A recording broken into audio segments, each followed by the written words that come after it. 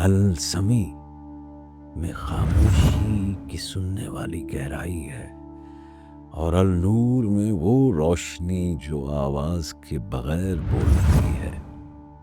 تو صوفی جب ان اسماء کو دہراتے ہیں تو وہ صرف زبان سے نہیں بلکہ دل سے سنتے ہیں، دل سے دہراتے ہیں، اور اسی لمحے ان پر ان اسماء کی باطنی حقیقت روشن ہو جاتی ہے۔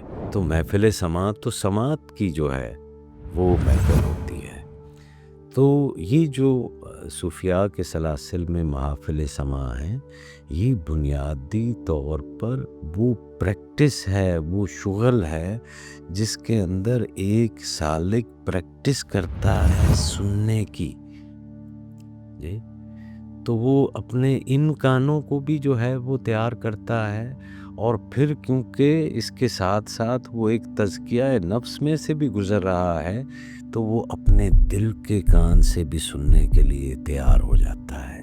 اگر آپ کی سماعت کھل جائے، دوہرا رہا ہوں، تو آپ ہر آیت میں ایک اسماء الہی کو بولتا ہوا پائیں گے، اور ہر اسم میں قرآن کی اون سنیں گے، اور دل اگر نور سے لبریز ہو جائے تو کوئی فرق باقی نہیں رہتا، نہ عربی و عبرانی کا، نہ شریعت و طریقت کا، نہ ظاہر و باطن کا۔ ہر لفظ، ہر حرف، ہر صدا، ہر سر ایک ہی ذات کی طرف اشارہ کرتا ہے، اور وہ ہے ہو۔ لا الہ الا اللہ، لا الہ الا اللہ، لا الہ الا اللہ۔ بسم اللہ الرحمن الرحیم۔ السلام علیکم ورحمۃ اللہ۔ اسماء الہیہ کے اسرار کی آج کی نشست میں ہم اسماء الہیہ اور وہ اس ایک آفاقی صوت، ایک ڈیوائن ساؤنڈ کا جو باہمی تعلق ہے اس کے اوپر بات کریں گے۔ گزشتہ نشست میں ہم نے اس میں اللہ کے جو حروف تھے ان کی سیکریٹس اور ان کی جو کورسپونڈنس ہے مختلف عالموں کے ساتھ، اس کے اوپر بات جو ہے وہ ہم نے کی تھی۔ تو آج ہم اسماء الہیہ کی یہ جو آفاقی صوت ہے اس کے متعلق بات کریں گے۔ قرآن کریم، وحدت اور سماع دل کا سفر، دل کی سماعت کا جو سفر ہے، اس کی جو سننے کی جو صفت ہے اس کے متعلق بات کریں گے۔ تو صاحبو، آج ہم ایک ایسی دنیا میں قدم رکھتے ہیں جو نہ آنکھ سے دکھائی دیتی ہے، نہ زبان سے بیان ہوتی ہے، بلکہ صرف سنی جا سکتی ہے، لیکن صرف وہی سن سکتا ہے جس کا دل بیدار ہو، جس کی سماعت، کیونکہ اس کی صرف کانوں تک محدود جو ہے وہ تھوڑی ہے، نہیں، بلکہ یہ تو قلب کی گہرائیوں تک یہ سماعت اثر جو ہے وہ رسائی رکھتی ہو۔ تو یہ ایک صوت کا جہان ہے، یہ ایک صدا ہے، یوں سمجھیں ایک نغمہ ہے، ایک ایسا ویوز کا ارتعاش ہے جس سے نہ صرف کائنات تخلیق ہوئی بلکہ جس سے تخلیق کا سلسلہ آج بھی جاری ہے۔ یہ صدا محض آواز نہیں، یہ امر رب ہے۔ یہ صدا صرف صدا نہیں، یہ وہ نور ہے جو ہر چیز کو کن کی روح سے نوازتا ہے۔ اس کے اوپر آج کل سائنس بلکہ وہ بھی بات کر رہی ہے، اور ویو تھیوری یا اسٹرنگ تھیوری کے نام سے جو آج کے سائنسدان ہیں وہ بھی اس صوت کو، اس لہر کو، اس کے کو جاننے میں محو ہیں، سرگرداں ہیں، مصروف عمل ہیں۔ تو صوفیاء کہتے ہیں کہ صوت اصل زبان ہے، اور زبان محض جو ہے وہ اس صوت کی تعبیر ہے. تو اصل میں وہ ایک ساؤنڈ جو ہے یہ ہے.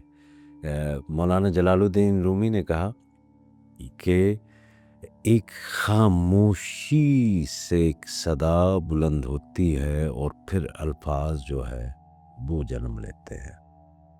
تو جو صوت ہے یہ اصل زبان ہے، اور یہ جو زبان ہم استعمال کرتے ہیں یہ محض اس ساؤنڈ کی، اس صوت کی تعبیر ہے. تو حروف بعد میں آئے، الفاظ بعد میں آئے، الفاظ کے مفاہیم بعد میں جو ہے وہ انسانوں نے اس کے گھڑے. تو اس سب سے پہلے تو اصل میں صرف ایک صدا تھی، اور وہ تھی اللہ. یہ صدا آفاقی ہے، وہ کسی رسم الخط، کسی قوم، کسی مذہب کی ملکیت نہیں. وہ ہر اس دل کی ملکیت ہے جو خود کو اس صدا کے لیے کھول دے، جو اپنے وجود کی پرتوں کو ہٹا کر اس نورانی آواز کو سننے کے لیے تیار جو ہے وہ ہو جائے. تو چشتیہ سلسلے میں اور دیگر تمام سلاسل میں بھی صوفیاء کے محافل سماع ہوتی ہیں. عمومی طور پر جو باہر کے لوگ ہیں جو کہ سالک نہیں ہوتے، ان کے لیے یہ وہ میوزیکل اسمبلیز جو ہے وہ ہیں. تو اس میں تو آپ کو نظر آئے گا کہ وہ آواز ہے، تو بھائی یہ تو گانے کی جو ہے یا گائکی کی کوئی محفل ہے. آپ اسے کہہ رہے ہیں محفل سماع. تو محفل سماع تو سماعت کی جو ہے وہ محفل ہوتی ہے. تو یہ جو صوفیاء کے سلاسل میں محافل سماع ہیں، یہ بنیادی طور پر وہ پریکٹس ہے، وہ شغل ہے جس کے اندر ایک سالک پریکٹس کرتا ہے سننے کی.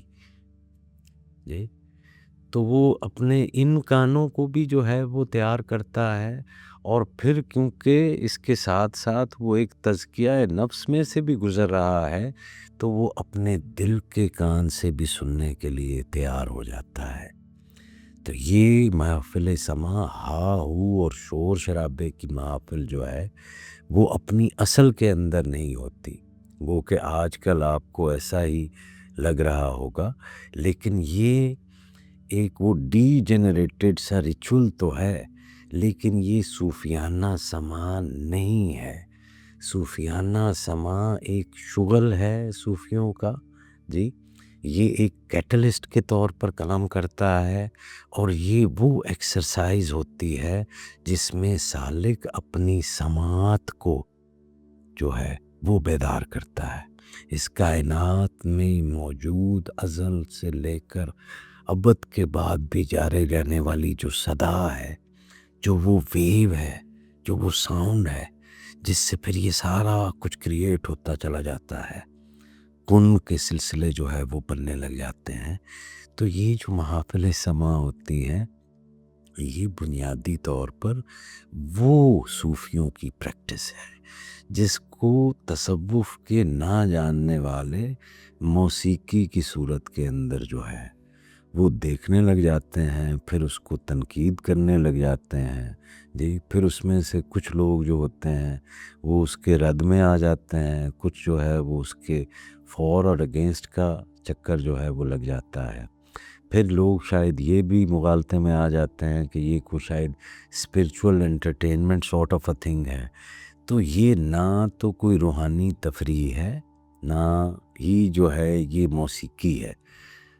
تو یہ محفل سماع بنیادی طور پر آپ کی سماعت، جو سالک کی سماعت ہے، اس کو اسٹرینتھن کرتی ہیں کہ وہ اس کائنات میں جو موجود صدا ہے اس کے ساتھ ان ہارمنی میں آ جائے، اس کے ساتھ ہم آہنگ ہونا شروع ہو جائے اور وہ جو صوت سرمدی ہے اس کو سننے کے لیے تیار ہو جائے، تو قرآن کریم اسی صوت کی، اسی آفاقی صدا کی سب سے مکمل، سب سے جامع اور سب سے حسین ترین ترجمانی ہے۔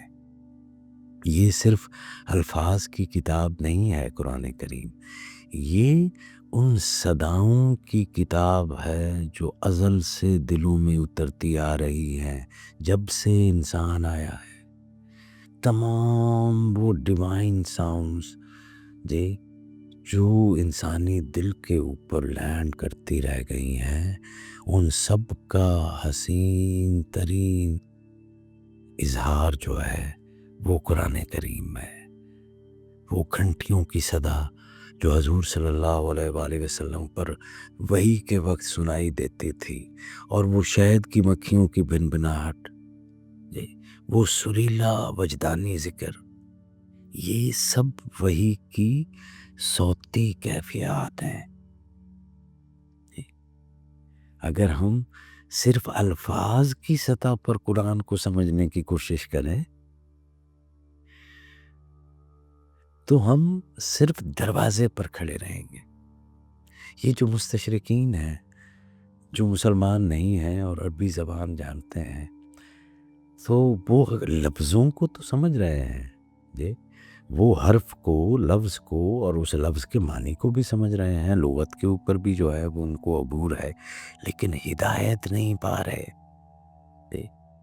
تو یہ جو صرف لٹرلسٹ اپروچ ہوتی ہے نا، کہ قرآن کریم کو صرف آپ نے ٹیکسچول فارم کے اندر ہی جو ہے آپ اس کو دیکھ رہے ہیں، اور اس کی جامعیت، اس کی وسعت، اس کی روحانیت، اس کی ڈیوینٹی، اس کی سیکرڈنس، اس کے تقدس کو نہیں جان پا رہے، تو اس کو ذرا کچھ جو ہے تو وہ سمجھنے کی کوشش جو ہے وہ کریں کہ اگر صرف الفاظ کی سطح پر آپ قرآن کو سمجھنے کی کوشش کریں تو آپ صرف دروازے پر کھڑے رہیں گے، کیونکہ اصل راز تو اس دروازے کے پار ہے، اس دروازے کے پار جہاں ہر لفظ ایک جہان بن جاتا ہے اور ہر صوت ایک نور بن جاتی ہے۔ یہ کلمات نور ہیں، جب آپ ان کو ادا کرتے ہیں تو خود آپ سے ایک نور پھوٹتا ہے۔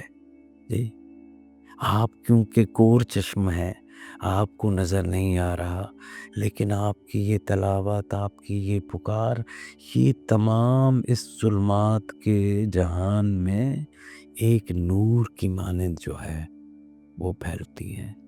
تو جب قرآن کو دل سے سنا جائے تو اس میں صرف معنی نہیں اترتے، بلکہ ایک نور، ایک وجد، ایک الہام، ایک لطیف ارتعاش دل میں پیدا ہوتا ہے، اور یہی وہ لمحہ ہوتا ہے جب تلاوت القرآن سے آگے بڑھ کر الفرقان بن جاتی ہے، یعنی تمیز اور حکمت۔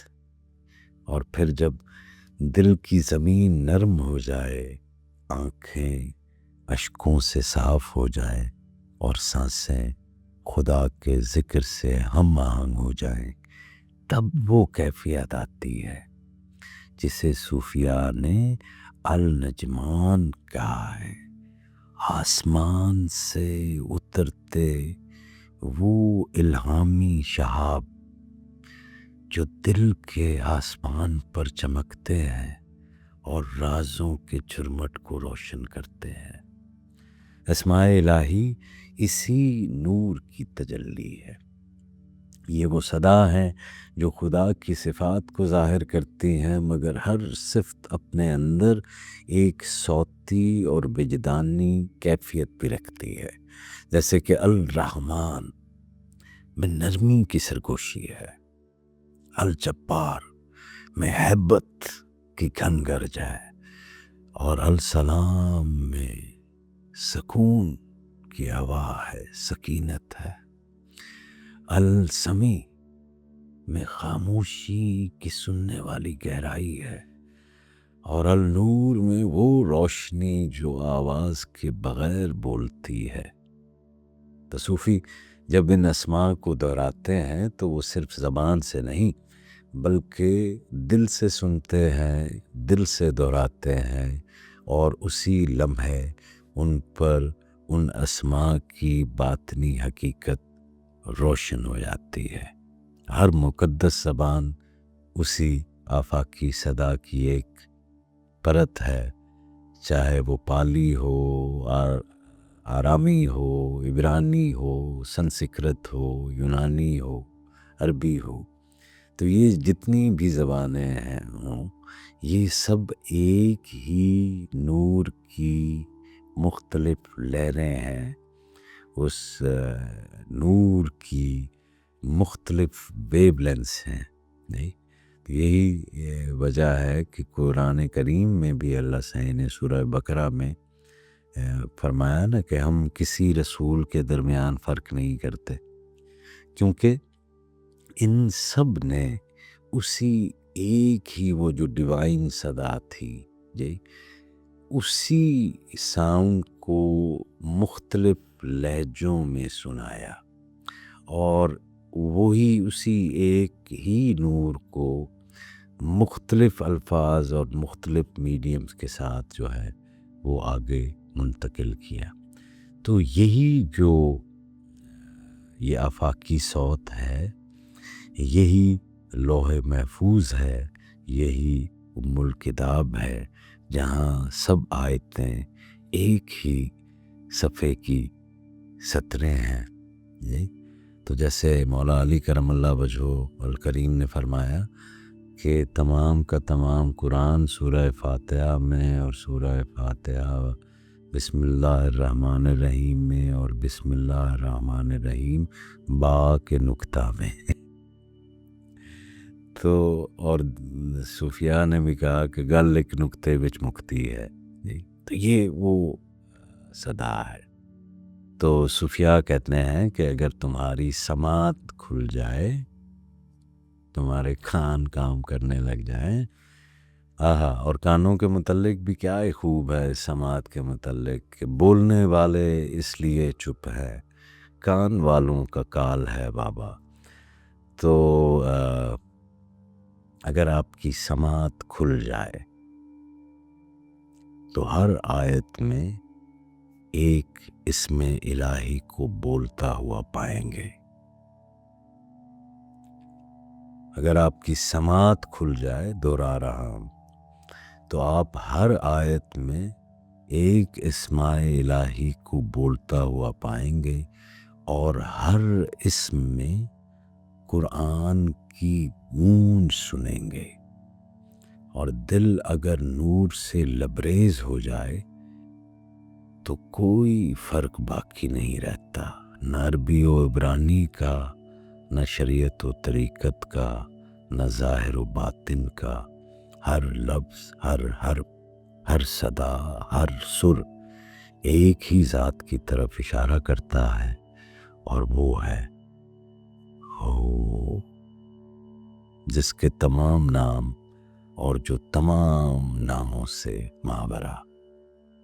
تو بس اے دل کے مسافرو، آج اگر تم تھک گئے ہو الفاظ کی کتابوں سے، اور اگر آج تم الجھ گئے ہو مختلف سی تشریحات میں، تو اب رک جاؤ اور سننے کی کوشش کرو۔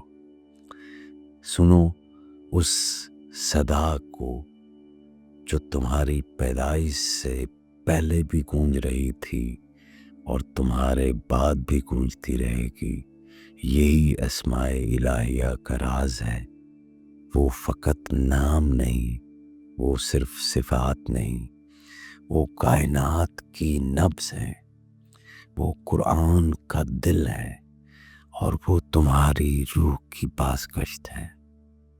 اللہ، الرحمن، النور، الحی، الباطن، الواحد، الوکیل، الولی، الودود، یہ صرف الفاظ نہیں، یہ دل پر اترتی ہوئی صدائیں ہیں۔